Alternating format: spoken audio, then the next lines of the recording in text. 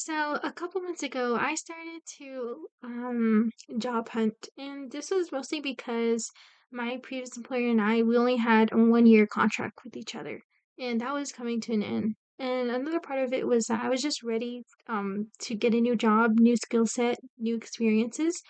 So I started to put myself out there, and I started applying to jobs that I wasn't really confident on because I did not have the requirements that were listed on the job application.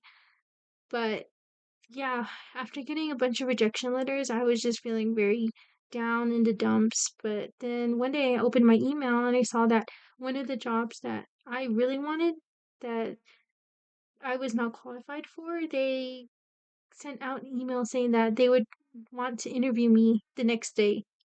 So this is the part where I started freaking out, and I started looking on Google and I started looking on Reddit, seeing if anyone had any tips for that would make a great interview that would make me sell myself to them.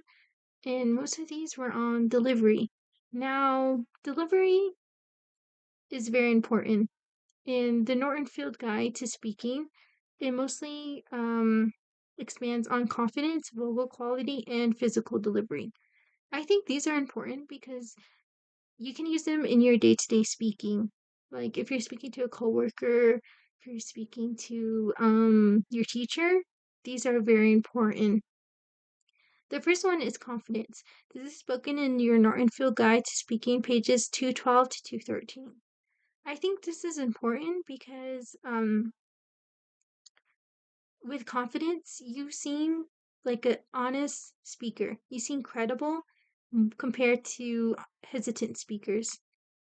This will get your audience to listen to you and latch onto every word you're speaking because they think that you're telling the truth. Even though a hesitant speaker might be telling the truth, they won't listen as much. An example is this is that, sorry, my boss, they gave her into impromptu speech. They told her to get up on the stand and she didn't have anything prepared. But the way she carried herself made that short speech she gave very entertaining to the audience. The second point that I wanted to make was vocal quality. Now, this is spoken in the Norton Field Guide to Speaking 232 to 240. With vocal quality, it mostly focuses on your tone and your volume. With your tone, you need to be very open to the audience. You want to make sure that your tone is filled with kindness because your audience won't listen to someone that is argumentative in tone. They'll open up and start getting relaxed if your tone is very open and you sound nice. Volume as well. With volume, um, if the person in front can't hear you, then the person in the back can't hear you as well. And that's important because people who can't hear you won't pay attention. An example of this is that when I was in high school, we had these speakers who would come over and start talking about things that they thought were important to high schoolers, and one of them was composting.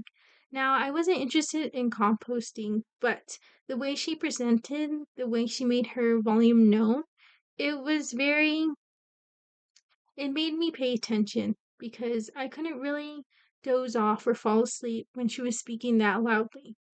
And because of that, I learned something new about composting that day.